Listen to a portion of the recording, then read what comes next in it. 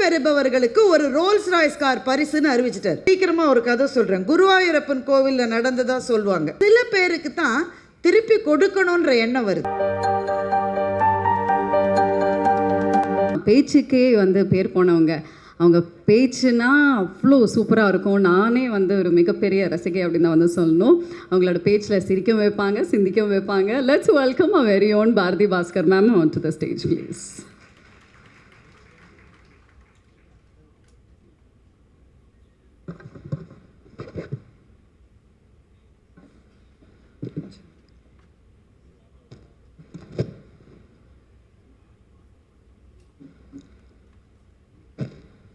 மரியாதைக்கும் வணக்கத்துக்கும் உரிய இந்த நிறுவனத்தினுடைய தலைவர் பெருமை மிகு திரு ஜாய் அவர்களே, அவருடைய துணைவியார் அவர்களே, வணக்கத்துக்குரிய ஐயா நல்லி செட்டியார் அவர்களே, மரியாதைக்குரிய தியாகராஜன் சார் அவர்களே, தம்பி பிரசாந்த் அவர்களே, ஜாய் அலுகாஸ் நிறுவனத்தை சார்ந்த தலைமை பொறுப்பிலும் ஏனைய பணிகளிலும் இருக்கிற அன்பான நண்பர்களே, அரங்கத்திலே அமர்ந்திருக்கின்ற கல்யாண மாலை ஐயா திரு மோகன் அவர்களே, எங்களினுடைய எல்லா கல்யாண மாலை நிகழ்ச்சியினுடைய இயக்குநராக இருந்து எங்களை எப்போதும் ஆட்டுவித்து கொண்டிருக்கின்ற திருமதி மீரா நாகராஜன் அவர்களே, அரங்கத்திலே இருக்கின்ற திரைத்துறையை சார்ந்த அனைத்து பிரபலங்களே, ஆர்கே சார் அவர்களே, கதிரவன் சார் அவர்களே, தேவயானி மேடம் அவர்களே, சரண் சார் அவர்களே, லயன் கோபி அவர்களே, அன்பான தம்பி அவர்களே, அவர் பேர் எனக்கு தெரியல, அன்பான தம்பி அவர்களே, ஊடகத்துறை சார்ந்த பெருமக்களே,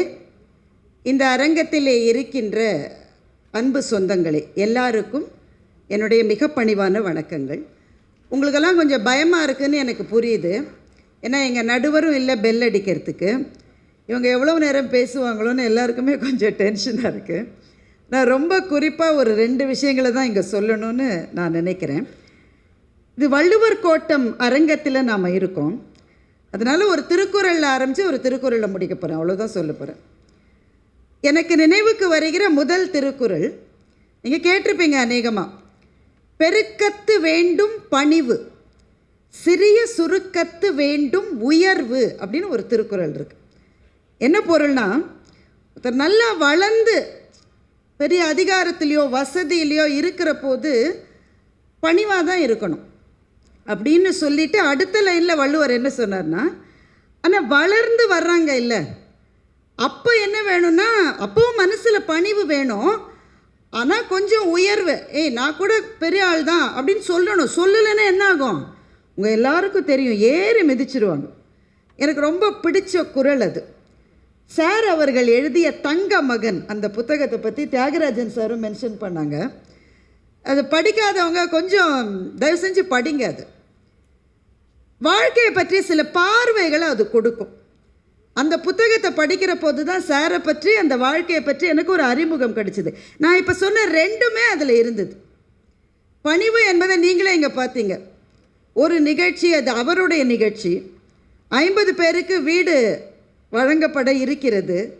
மேடம் தலைவராக இருக்கிற ஃபவுண்டேஷனில் என்னென்னலாம் செய்கிறாங்கன்னு நம்ம ஏற்கனவே அந்த ஏவியில் பார்த்தோம்.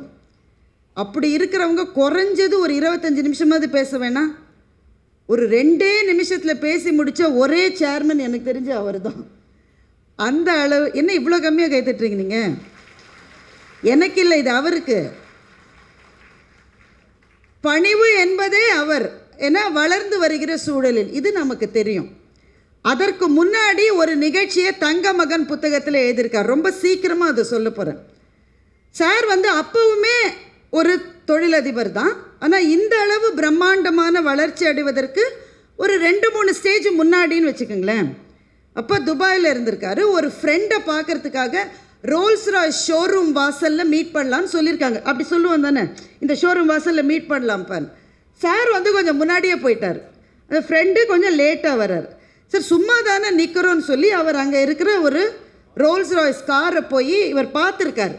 நிற்கிற நேரத்தில் பார்க்கலான்னு சொல்லி அந்த ஷோரூமில் இருந்த ஒரு சகோதரர், ஒரு சிப்பந்தி இவர்கிட்ட சொல்லியிருக்கார், வாங்க போறியா இல்லை, வாங்குறவங்க தான் பார்க்கணும், வாங்காதவங்க அங்கே நிற்கணும், அங்கே போய் நில்லு அப்படின்னு சொல்லியிருக்காரு. இவரும் வெளியில் வந்துட்டார். அவர் தேடி வந்த நண்பர் வந்துட்டார். சாரி லேட் ஆயிடுச்சு. இவர் சொன்னாரா, நம்ம சந்திக்கிறதுக்கு முன்னாடி ஒரு சின்ன வேலை இருக்குது. என்ன வேலை? ஷோரூம்குள்ளே போய் ஒரு கார் வாங்கணும்னு இவர் சொல்லியிருக்கார். ஷோரூம்குள்ளே போய் அதே காரு, எந்த காரு இவர் பக்கத்தில் நின்று பார்த்தப்போ அதெல்லாம் தொட்டு பார்க்கக்கூடாது, வெளியில் போன்னு சொன்ன அதே காரு, அது வேணும்னு சொல்லியிருக்கார். அது ஷோரூம் பீஸ், அதுதான் வேணும் என்று சொல்லி, அது மாத்திரமல்ல அந்த சிப்பந்தி அவரையே வந்து எனக்கு கொஞ்சம் இதை முடிச்சு கொடுக்க சொல்லுங்கன்னு கேட்டிருக்காரு. அப்போ அந்த சிப்பந்தியினுடைய முகம் எப்படி இருக்குன்னு எனக்கு தெரியல, அவரும் எழுதலை அதை பற்றி. ஆனால் கிளைமேக்ஸ் இனிமேல் தான் இருக்குது. அந்த காரை வாங்கிட்டார். வாங்கிட்டு என்ன செய்கிறது? அவருக்கு ஒன்றும் கார் தேவையில்லை, அந்த நேரத்தில் வாங்கினது தான் அவருக்கு. அவருடைய அந்த மார்க்கெட்டிங் உத்தியில் ஒன்று தோணி இருக்கு. ஜாய் அலுகாஸில் நகை வாங்குறவங்களுக்கெல்லாம் ஒரு ராஃபில், அதாவது ஒரு குலுக்கல் இது நடத்தி அதில் வெற்றி பெறுபவர்களுக்கு ஒரு ரோல்ஸ் ராய்ஸ் கார் பரிசுன்னு அறிவிச்சிட்டார். அறிவித்ததோடு இல்லாமல் அந்த காரை அங்கேயே நிறுத்தி அந்த காரோடைய முகத்தில் இதுதான் குலுக்கலில் கிடைக்க போகிற பரிசு அப்படின்னு பெரிய ஸ்டிக்கர் ஒட்டிட்டார். அப்போ நிறைய பேர் வந்து அந்த காரை தொட்டு தொட்டு பார்த்துருப்பாங்க. ஆனால் தள்ளி போன்னு யாரும் சொல்லிட முடியாது. அப்போ இதற்கு பிறகு தான் சூப்பர் கிளைமேக்ஸ். இதை இவர் செய்த பிறகு ரோல்ஸ் ராய்ஸ் நிறுவனம் ஒரு திட்டத்தை கொண்டு வந்தாங்க. என்னன்னா, அவங்கள்ட்ட கார் வாங்குறவங்களோட அவங்க ஒரு அக்ரிமெண்ட் போட்டாங்க. நான் வாங்குகிற காரை குலுக்கல் முறையில் வெற்றி பெற்றவருக்கு பரிசு என்று அறிவிக்க மாட்டேன்னு சொல்கிறவங்களுக்கு தான் ரோல்ஸ் ராய்ஸ் கார். இப்போ அந்த குறளை திரும்ப சொல்கிறேன் பாருங்க. பெருக்கத்து வேண்டும் பணிவு, சிறிய சுருக்கத்து வேண்டும் உயர்வு. உயர்வுனா அந்த இடத்துல நிமிர்வுன்னு அர்த்தம். நீ என்ன நீ எல்லாம் பெரிய ஆளா என்று சொல்லுகிறவர்களின் எதிரில், அதுவும் குறிப்பாக நாம் இந்தியர்கள் தென்னிந்தியர்கள்லாம் இதெல்லாம் கொஞ்சம் ஜாஸ்தியாகவே வரும். அந்த இடத்திலே நிமிர்வு இருக்க வேண்டும். ஆனால் வாழ்க்கையில் உயர்ந்த பிறகு பணிவு இருக்க வேண்டும் என்பதற்கு ஒரு உதாரணமாக இருக்கிற அவருக்கு உங்கள் அத்தனை பேரின் சார்பிலும் என்னுடைய பாராட்டுதல்களையும் வணக்கத்தையும் தெரிவித்துக் கொள்கிறேன். ரெண்டாவது விஷயம், இங்கே ஃபவுண்டேஷன் செய்கிற நிறைய விஷயம், ரொம்ப குறிப்பாக கேன்சர் நோயாளிகளுக்கும் மற்ற நோயாளிகளுக்குமான உதவிகள். இப்போ உதவி செய்வது என்பது வந்து ரொம்ப நல்ல விஷயம். ஆனால் உதவி செய்வதற்கு எனக்கு ஒரு கடமை இருக்கிறதுன்னு வர்ற எண்ணம் இருக்குது பாருங்களேன், அது ரொம்ப அரிதினும் அரிது. நிறைய பேர் கேரளாவை சேர்ந்தவங்க, அதனால் சீக்கிரமாக ஒரு கதை சொல்கிறேன். குருவாயூரப்பன் கோவிலில் நடந்ததாக சொல்லுவாங்க. குருவாயூரப்பனுக்கு ஒரு பக்தர் வந்து 2 வாழைப்பழத்தை கொடுத்துட்டு படைச்சிட்டு போயிட்டார். ஒரு ஏழை பையன், பசி அவனுக்கு, உள்ள ஓடி வந்து 2 பழத்தை தூக்கிட்டான். தூக்கிட்டு வெளியில் போனவன் என்ன நினச்சானோ தெரியல, ஒரு பழத்தை எடுத்து குருவாயூரப்பன் முன்னாடியே போட்டுட்டு ஒரு பழத்தை தான் எடுத்து சாப்பிட்டுட்டான், மாட்டிக்கிட்டான். ஏய், குருவாயூரப்பனுக்கு போட்ட பழத்தை நீ எடுத்தியா, உனக்கு தண்டனை அப்படின்னு சொல்லி அங்கே இருந்த ஒரு பெரியவர், என்ன தண்டனைன்னா 100 தடவை அந்த கோயிலை சுற்றிவான்னு சொல்லிட்டார். சொன்னதோடு அவரே உட்காந்து எண்றாரு. 100 தடவை வந்தானா. ரவுண்ட் 1 பையன் வந்துட்டான். ரவுண்ட் 2 பார்த்துக்கிட்டே இருக்காரு, கண்ணை தேய்ச்சிக்கிட்டு பார்க்குறாரு. சல் சல்லுன்னு சலங்க ஒலி கேட்குறது, மயில் பீலி அசைய அசைய அந்த கிருஷ்ணனே 2வது ரவுண்டில் வந்தான். என்னடா அது கிருஷ்ணன் நடந்து வரானேன்னு பார்த்தா 3வது ரவுண்டு பையன் வரான், 4வது ரவுண்டு கிருஷ்ணன் வரான், 5வது ரவுண்டு பையன் வரான், 6வது ரவுண்டு கிருஷ்ணன் வரான். 100 ரவுண்டு முடிச்ச அப்புறமா கிருஷ்ணனை பிடிச்சிக்கிட்டாரு. கண்ணா, உனக்கு நான் தண்டனை கொடுக்கலையே, அந்த பையன் எடுத்தான்னு அவனுக்கு தானே தண்டனை கொடுத்தேன், நீ ஏன் தண்டனையில் பாதியை வாங்கிக்கிட்டேன்னு பெரியவர் கேட்டார். அப்போ கண்ணன் சொன்னான், 2 பழத்தில் 1 எனக்கு கொடுத்துட்டான், அவன் 1 தான் சாப்பிட்டான், அப்போ தண்டனையில் பாதியை நான் தானே எடுத்துக்கணும்னு கண்ணன் சொன்னதாக ஒரு கதை உண்டு. இந்த கதையிலேருந்து நாம் தெரிஞ்சிக்க வேண்டிய விஷயம், உயர்ந்து வருகிற எல்லாருக்கும் பின்னால் நிறைய பேரினுடைய பங்களிப்பு இருக்கிறது. There is nothing like a self-made man. All of us are made of hundreds of others என்று ஒரு ஆங்கில பழமொழி உண்டு. அப்படி சில பேர் உதவி செஞ்சு பெரும் உயர்வை பெற்றுவிட்ட சில பேருக்கு தான் திருப்பி கொடுக்கணுன்ற எண்ணம் வருது. அந்த எண்ணம் ஐயா அவர்களுக்கு வந்திருப்பதை இந்த மேடையிலே ரொம்ப மகிழ்ச்சியோடு நான் பாராட்டுகின்றேன். நோயாளிகளுக்கு செய்கிற உதவின்றது தலைமுறைகளை காப்பாற்றுகிற உதவி, மறந்துடாதீங்க.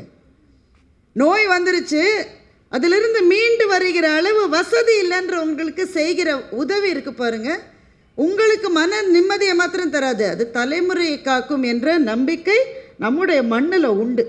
அதே போல தான் வீடும். இங்கே 50 குடும்பங்கள், உங்களுக்கு பல பேருக்கு வீடு என்பது ஒரு கனவாக கூட இருந்திருக்கலாம். ஒரு வீடு என்பது ஒரு கனவு தானே. அதனால தான் கனவு இல்லம்னு சொல்லி தான் பல ஃப்ளாட் ப்ரமோட்டர்ஸ் விற்கிறாங்களே. ஒவ்வொரு இல்லமும் ஒரு கனவு. ஆனால் உங்களில் சில பேருக்கு, ஏன் பல பேருக்கு எய்த முடியாத கனவாக கூட அது இருந்திருக்கலாம். இந்த சாவியை வாங்கிட்டு அந்த வீட்டுக்குள்ளே போய் உங்களுக்கு யார் வெளியில் போன்னு சொல்ல முடியாது, அடுத்த மாதத்துலேருந்து வாடகை ஜாஸ்தின்னு சொல்ல முடியாது, நாங்களே வீட்டை விற்கிறதா இருக்கோம், நீங்கள் வேறு இடம் பார்த்துக்குங்கன்னு சொல்ல முடியாது. இந்த அச்சத்திலேயே வாழ்ந்து கொண்டிருக்கிற உங்களுக்கு இது எனக்கே ஆன இடம் என்ற அபாரமான ஒரு நிம்மதியை சார் அவர்களும் ஜாய் அலுகாஸ் நிறுவனமும் கொடுத்திருக்கிறது. நீங்கள் பெறப்போகிற வீடுகளில் எல்லா நலன்களோடும் மன நிம்மதியோடும் ஆரோக்கியத்தோடும் நீங்கள் அனைவரும் வாழ்வதற்கான என்னுடைய பிரார்த்தனையை தெரிவித்துக் கொள்கிறேன். நான் 2 திருக்குறள் சொல்கிறேன்னு சொன்னேன், கவனமாக இருந்தால் நினைவில் இருக்கும். 2வது திருக்குறள், அதோடு நான் நிறைவு செய்கிறேன். மருந்தாகி தப்பா மரத்தற்றால் செல்வம் பெருந்தகையான் கண் படின் அப்படின்னு ஒரு திருக்குறள் இருக்குது. மருந்து மரம்னு ஒன்று இருக்கும், வேப்ப மரம் மாதிரி வச்சுக்கோங்களேன். அதனுடைய எல்லா பார்ட்டுமே மற்றவங்களுக்கு உதவியாக இருக்கும். அது பூவாக இருக்கலாம், அது பழமாக இருக்கலாம், பட்டையாக இருக்கலாம். அது மாதிரி தான் மருந்து மரத்தினுடைய எல்லா பகுதியுமே மருந்தாக இருக்கும்.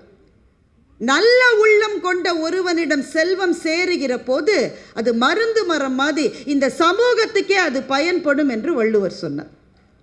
ஒரு மருந்து மரம் நம்முடைய வீட்டில் வளர்ந்தால் எப்படி பல பேரினுடைய நோயை தீர்க்குமோ, பல பேரினுடைய கவலையை போக்குமோ, பெருந்தகையான் என்ற சொல்லை வள்ளுவர் பயன்படுத்துகிறார். நெஞ்சிலே கருணை உடையவர்னு அர்த்தம். நெஞ்சிலே கருணை உடைய ஒருவருக்கு இந்த மாதிரியான மற்றவர்களுக்கு கொடுக்க வேண்டும் என்ற எண்ணம் வருகிற போது ஒரு சமூகமே பயன்படுகிறது. அந்த திருக்குறளுக்கு இலக்கணமாக இருக்கிற சாருக்கு திரும்பவும் என்னுடைய நன்றியை சொல்லுகின்றேன். நம்ம சுற்றி கொஞ்சம் பாருங்களேன், எங்கே பாரு போர்ச்சூழல், ஒவ்வொரு நாளும் கெட்ட செய்தி தான் வருது. ஃபோனை திறக்கிறதுக்கே பயமாக இருக்குது. பள்ளிக்கூடத்தின் மீது குண்டுகள் வீசப்படுகின்றன. இதுக்கும் எனக்கும் சம்பந்தமே இல்லைடா அப்படின்னு சொல்கிற நாட்டிலலாம் போய் விழுதுது. அடுத்த நிமிடம் என்பது கொஞ்சம் கூட நிச்சயமே அல்ல என்ற சூழலில் செய்திகளை வாங்கி கொண்டிருக்கிற நமக்கு இன்றைய தினம் ஒரு நல்ல தினம். ரொம்ப நாள் கழித்து ஒரு நல்ல செய்தி வந்திருக்கு. ஒருவர் 50 பேருக்கு வீடுகள் தரப்போகிறார் என்ற நல்ல செய்தியை கேட்கிற போது இன்னமும் இந்த மண்ணில் அறமும் தர்மமும் கருணையும் வாழ்கிறது என்ற நம்பிக்கையை நமக்குள்ளே திரும்பவும் விடச் செய்திருக்கின்ற தலைவர் ஜாய் ஐயா அவர்களுக்கும், இந்த விஷயம் எதுவுமே வீட்டுக்காரம்மா அவனுடைய சப்போர்ட் இல்லாமல் பண்ண முடியாதுங்க.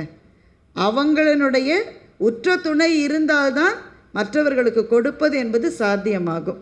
அதனால் அந்த கருணை நெஞ்சத்துக்கு சொந்தமான திருமதி ஜாய் அவர்களுக்கும், இங்கே வந்து சிறப்பித்திருக்கிற உங்கள் அத்தனை பேருக்கும், திரும்பவும் இந்த வீடுகளை பெறப்போகிற பயனாளிகளுக்கும் என்னுடைய வாழ்த்துக்களை சொல்லி இந்த நல்ல வாய்ப்புக்கு நன்றி சொல்லி முடிக்கிறேன். வணக்கம். அட அவங்களோட பேச்சில் கட்டி போட்டு எல்லாத்தையும் சிரிக்க வச்ச சிந்திக்க வச்ச நம்மளுடைய பாரதி பாஸ்கர் மேம் அவர்களுக்கு அரங்கம் நிறைந்த கைத்தட்டல்கள் கொடுத்துடலாமா ப்ளீஸ்? நன்றி.